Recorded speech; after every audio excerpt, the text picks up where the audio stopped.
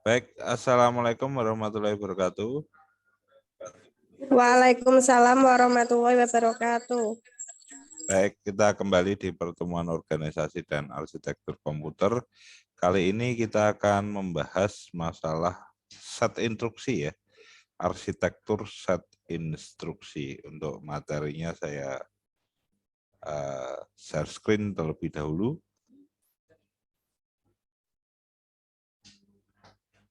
Baik.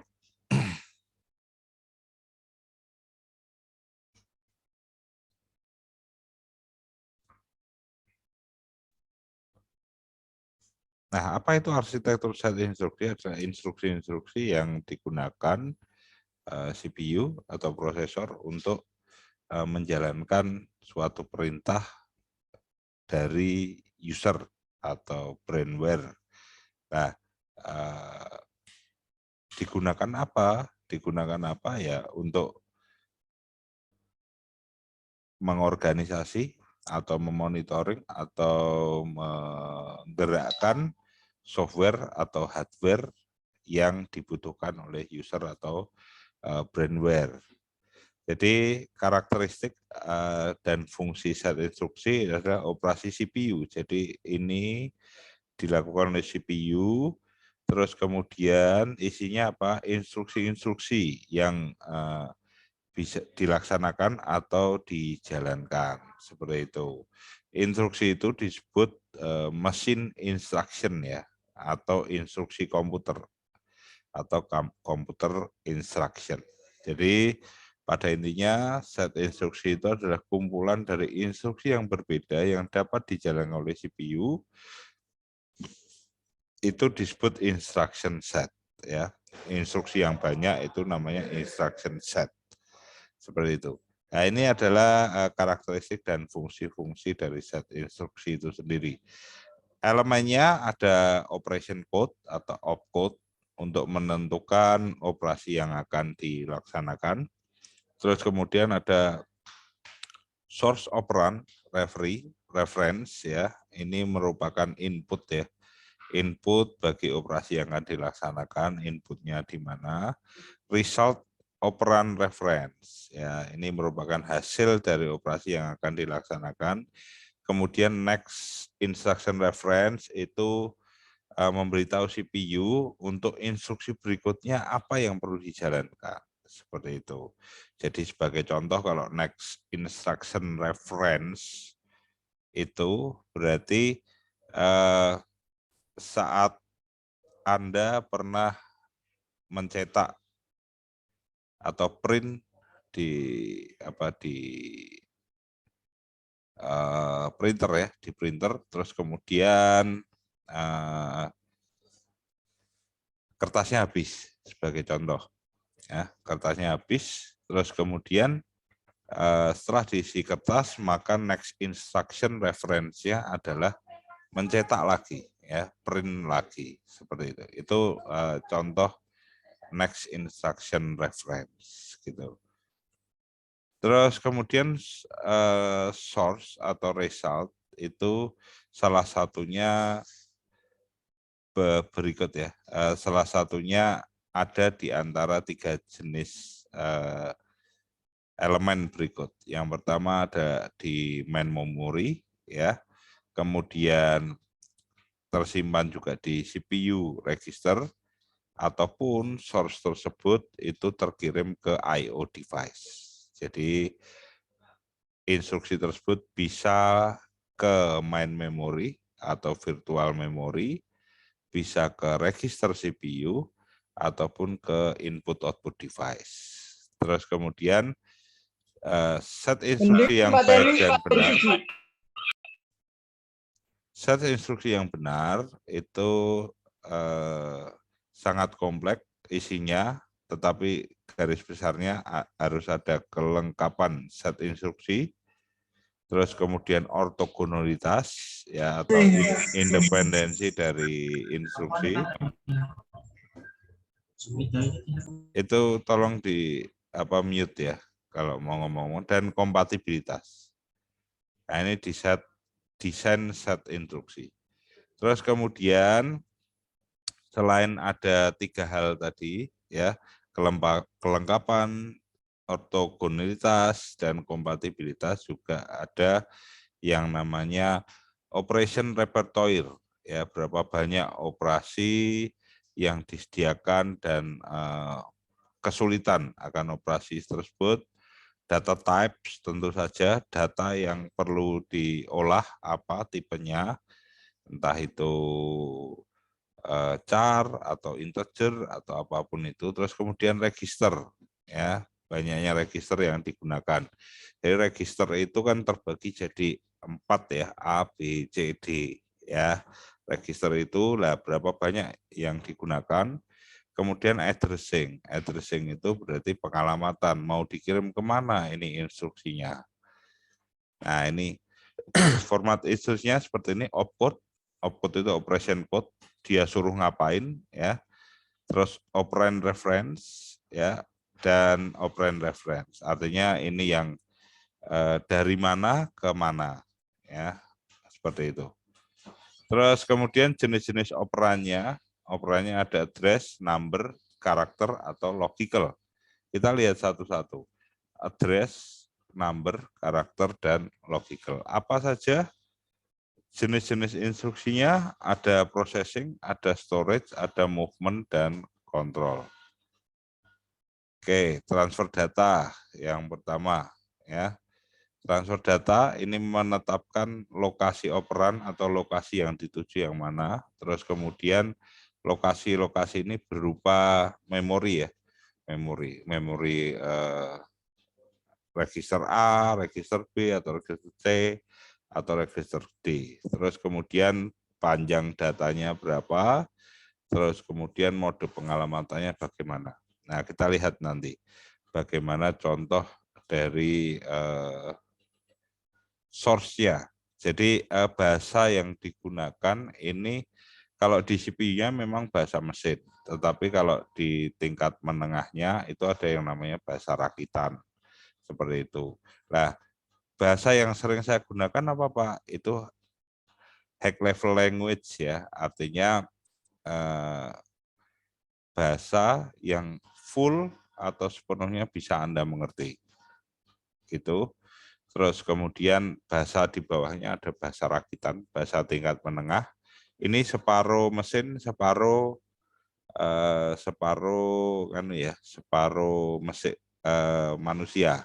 Terus kemudian di bawahnya baru bahasa mesin yang isinya 0 dan 1. Terus kemudian ini set instruksi data untuk pengolahan data, ada move, store, ya, move itu memindah, store itu menyimpan, load itu mengambil, ya, exchange mengganti, clear atau membersihkan, ada set push, ada pop, dan sebagainya macam. Ini set instruksi untuk pengolahan data. Sedangkan set instruksi untuk arithmetic ada add, ya, menambahkan, ada subtract, multiply, divide, membagi, ya. Terus kemudian 5 sampai 8 ini operan tunggal, ya, operan tunggal. Artinya ada absolut, ya, negatif, decrement itu berarti pengurangan, terus kemudian increment itu berarti penambahan.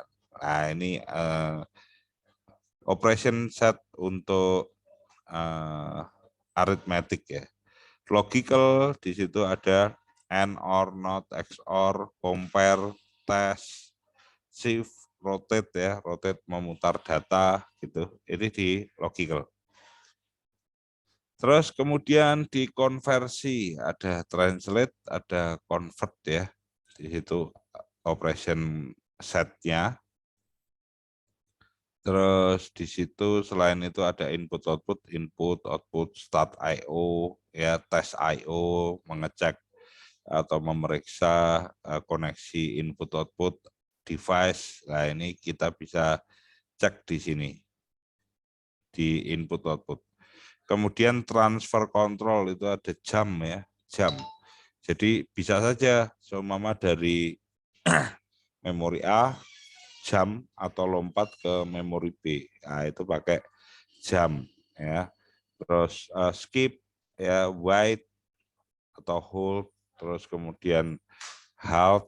Halt ini untuk mematikan ya, mematikan kontrol seperti itu, dan seterusnya masih banyak ini.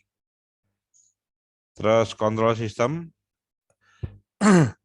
Kontrol sistem ini hanya dapat diakses atau dieksekusi ketika prosesor itu berada pada keadaan khusus ya, seperti loop ya, keadaan loop atau keadaan perulangan.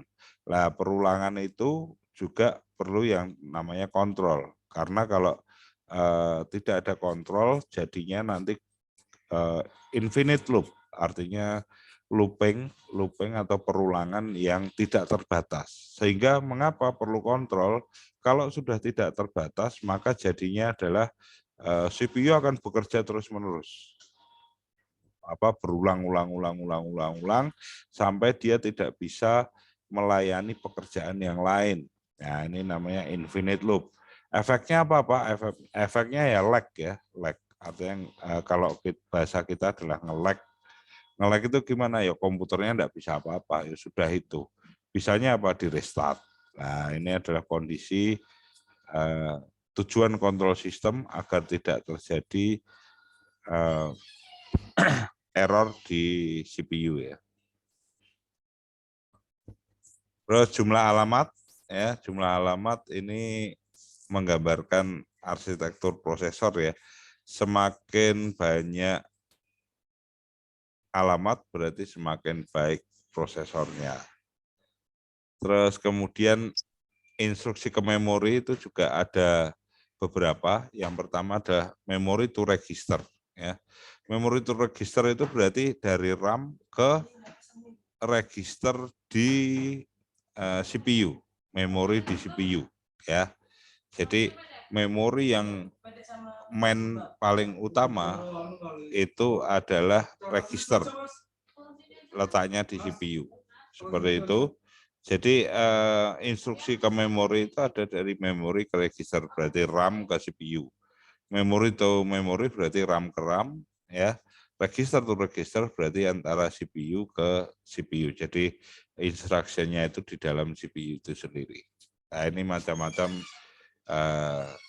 instruksi menurut sifat aksesnya terhadap memori.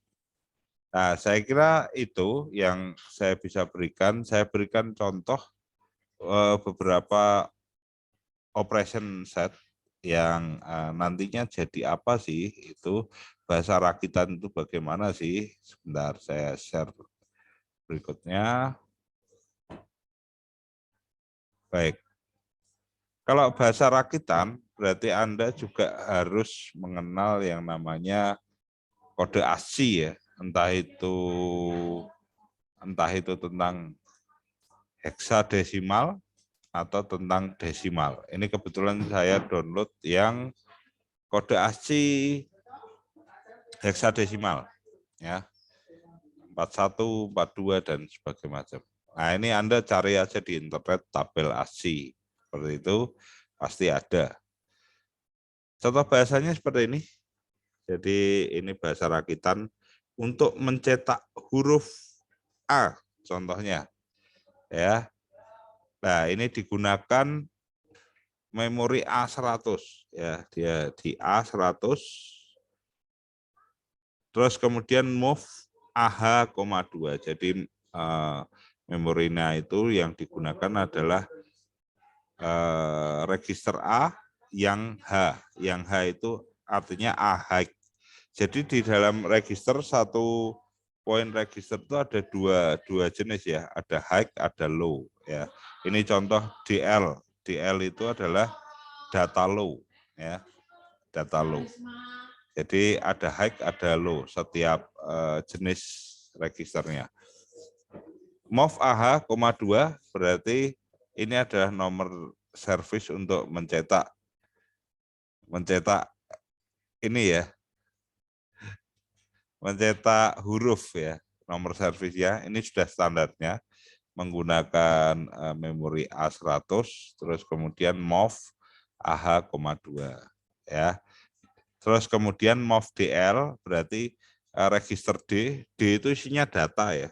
Register D 41. 41 tadi adalah kode ASCII untuk huruf A. Ya, seperti ini. Terus interrupt 21, ini bukan integer ya, interrupt ya. Interrupt 21 itu mencetak huruf ke layar monitor. Kemudian untuk mengeluarkan dari program kita pakai interrupt 20 ya.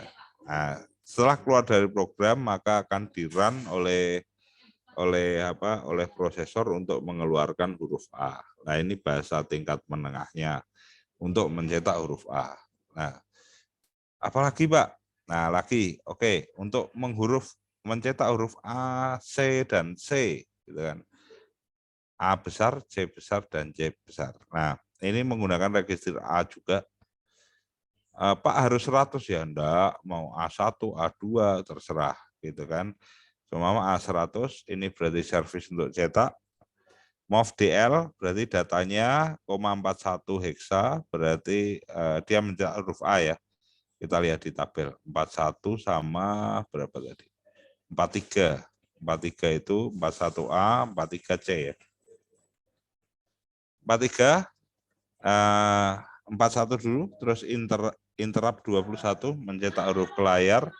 MOV DL 43, berarti mengisi data dengan 43 heksa, berarti C ya. C. Terus interrupt 21-nya ada 2. Ya, interrupt 21-nya ada 2, berarti mencetak C dan C baru diselesaikan. Ya, berarti dia akan mencetak huruf A, A-nya interrupt 21-nya 1, berarti A, ini C, ini C. Begini ya. Itu contoh mencetak huruf A, C, C. Sekarang Anda coba ini. Anda coba Anda lihat heksanya saja lah. Ada lihat heksanya saja. Ini tidak ada interrupt 21 yang double. Berarti 46, 45, 42, 52, 49, 41, 4E. Coba dicatat ininya dulu. 46, 45, 42, 52, 49, 41, 4E. Sudah dicatat? 46, 45, 42, 52, 49, 41E. 41, 4E. Sudah dicatat belum?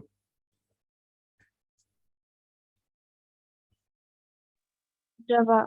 Baik. Sekarang Anda searching tabel ASCII heksadesimal. Atau ini, Anda dapat dari ini saja lah. Ada ini. Nah, jadinya apa?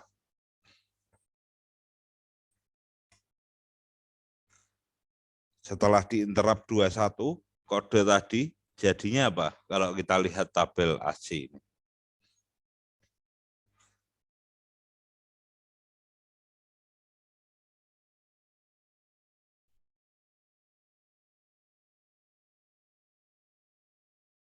Saya tunggu.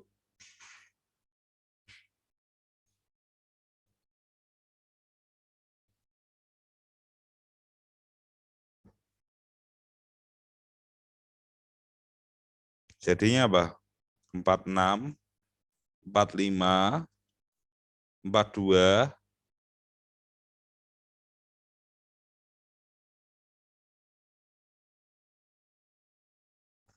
berapa tadi?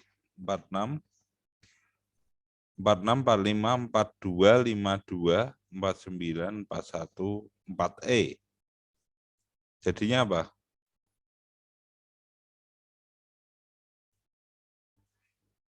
Masa orang 50 enggak ada yang bisa jawab?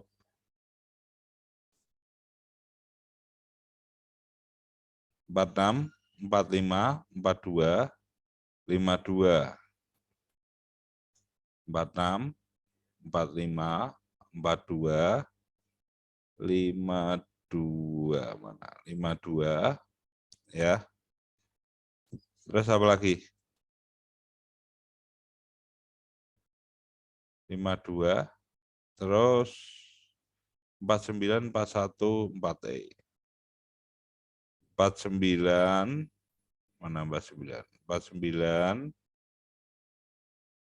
41 dan 4E. Jadinya apa? Dia mencetak huruf apa? Febrian. Oke. Ya enggak sih, Pak? Benar. Ya. Oke. Mencetak huruf ya kalau dibaca jadinya Febrian. Seperti itu ya. Nah, itu contoh dari arsitektur set instruksi untuk mencetak huruf. Nah, mungkin minggu depan ada compile juga ya kan seperti ini ya.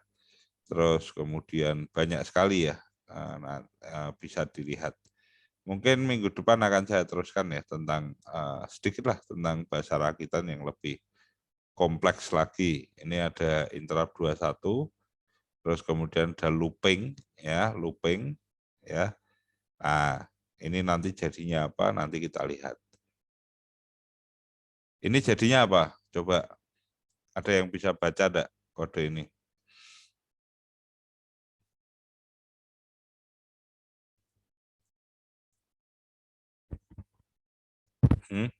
Ada yang bisa baca enggak ini?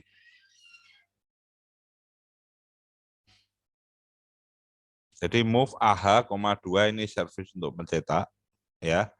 Terus move DLA, berarti bisa saja Anda enggak perlu angka 41 heksa tapi langsung A besar ya untuk di register datanya.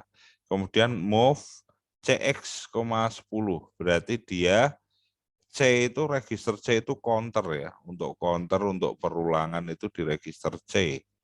Nah, berarti perulangan sebanyak 10 kali. Berarti dia akan mencetak huruf apa? Setelah di interrupt 21. Setelah di interrupt 21, terus kemudian ini increment DL, ada penambahan. Dia akan mencetak huruf apa?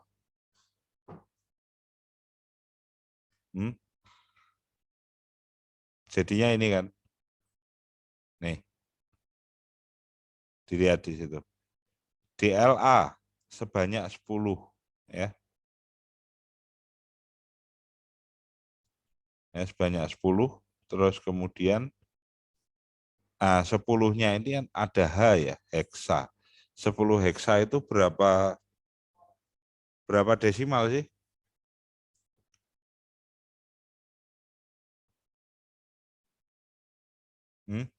10 heksa itu ada berapa desimal? Coba kalkulatornya dipakai. 10 heksa ada berapa desimal? Halo, kalkulator pakai 10 heksa ada berapa desimal ini?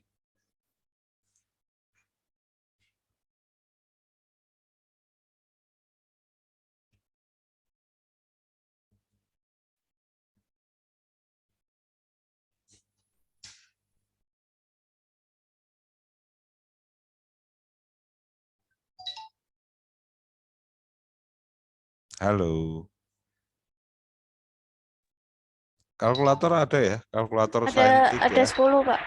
10 heksa itu ada berapa desimal? Jadinya berapa desimal?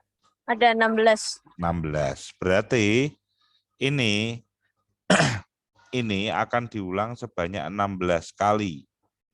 Dimulai huruf A karena di sini ada INC ya. INC itu increment ya. Loop ulang. Berarti ini akan mencetak ya, ulang itu isinya akan mencetak dari increment DL. DL-nya dimulai dari A ya. Sebanyak 16 kali. Jadinya seperti apa? Nanti jadinya akan seperti ini. A, B, C, D sampai P ya, berarti 16. Ya, 16 kali. Coba dihitung 1 2 3 4 5 6 7 8 9 10 11 12 13 14 15 16 ya. A B C D E F G H I J K L M N O P. Nah, ini prosesor mengeluarkan hasil ke layar adalah seperti itu dengan bahasa tingkat menengahnya adalah seperti ini. Saya kira itu ya. Itu sedikit tentang bahasa yang namanya bahasa rakitan. Bahasa yang sangat tua ya ini, cukup tua ya. Gitu. Nah, sekarang Anda sudah beralih ke yang namanya apa ya? Python ya. Anda sudah belajar dengan Python gitu. Nah, mungkin Anda ya sedikit banyak tahulah tentang bahasa ini. Saya kira itu yang bisa saya tambahkan. Nah, ini cuma buatlah program yang bisa menampilkan A sampai Z. Berarti kan kode ini tinggal diulang ya, diulang sebanyak berapa ini CX-nya gitu kan. Kalau seumpama A sampai Z itu berapa sih? 26 ya kalau tidak salah. 1 2 3 4 5 6 7 8 8, 9, 10, 11, 12, 13, 14, 15, 16, 17, 18, 19, 20, 21, 22, 23, 24, 23, 25, 26.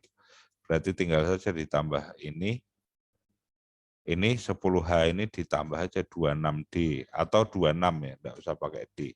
Nah, itu dia sudah mencetak A sampai Z. Nah, seperti itu. Oke, ada pertanyaan dulu dari sini? Belum ada, Pak. Oh, gitu. Kalau enggak ada berarti bisa kita akhiri ya. Pertemuan kita siang hari ini. Absennya jangan lupa, akses e-learningnya materi juga jangan lupa, dan saya ucapkan selamat siang. Wassalamualaikum warahmatullahi wabarakatuh. Waalaikumsalam warahmatullahi wabarakatuh. Terima kasih, Pak. Selamat siang. Siap.